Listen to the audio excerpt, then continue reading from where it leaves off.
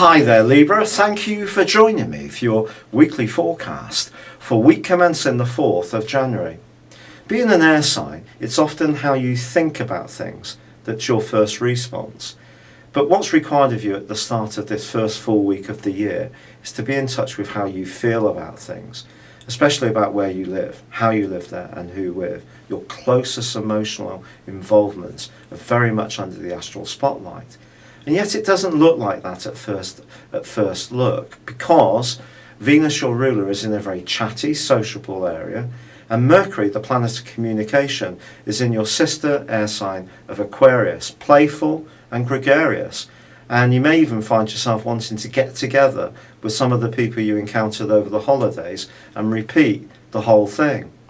However, there are some undercurrents that are more testing. Mercury, for example, is going to be squaring up in a right angle with Mars right from the start of the week, because Mars relocates out of your sign, where it's been giving you lots of vim and vigour for the previous 6 weeks, and it moves into your sector of resources. With Mars and Mercury clashing, there could be a temptation to splash out in the January sales, but on things that are not necessarily absolutely needed. More discretionary things can tempt you, little luxury items or playful things. If you can afford it, why not? Enjoy yourself. But if you can't, you don't want to end up bending the plastic in a way which ultimately ends up leaving you feeling not so good. And also your ruler is clashing with Neptune this week, and someone, despite apparently pleasant conversation, could be quite skillful at just manipulating that side of you that can be very giving and obliging to other people. Just watch that. If you are going to help someone or be self-sacrificing, which of course can be a very good thing, make sure it's in a way which suits you too. The great news, however, is that although Mercury does start to go backwards on Tuesday, and therefore there could be some cancellations or changes of plans, it is making you think more carefully, this retrograde, about what you're trying to achieve more creatively.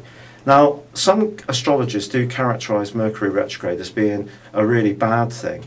The truth is that Mercury retrograde does throw up glitches, delays, misunderstandings, and it does affect transport systems, postal issues, anything to do with correspondence, contracts, communications in general can be skewed.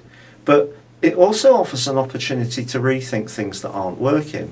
And by the end of this week, Mercury reverses back into your sector of feelings.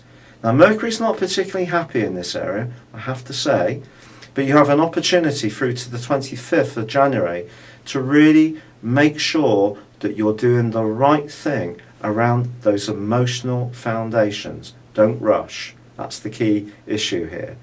And if around a romantic entanglement or someone you're fascinated, you can't get quite to the bottom of how someone else feels, that's even more reason to take your time.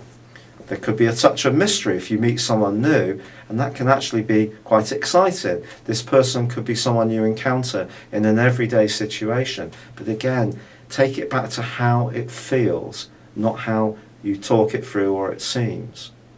By the end of the week, Jupiter is also slammed on the brakes. This occurs on Friday, but this is going to go on much longer than Mercury's retrograde. This one goes on for 4 months.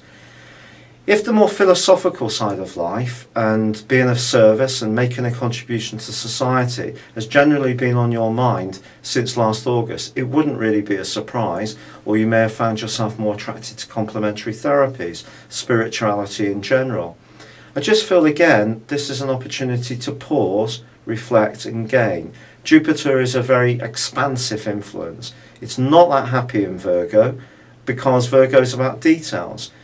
Jupiter's about the big picture, but maybe Virgo can be of service to Jupiter by slowing it down, making you a bit more realistic about your thinking. If you get a job in the next 4 months working behind the scenes in a big organisation in a way which helps people who are less fortunate, it really wouldn't be a surprise.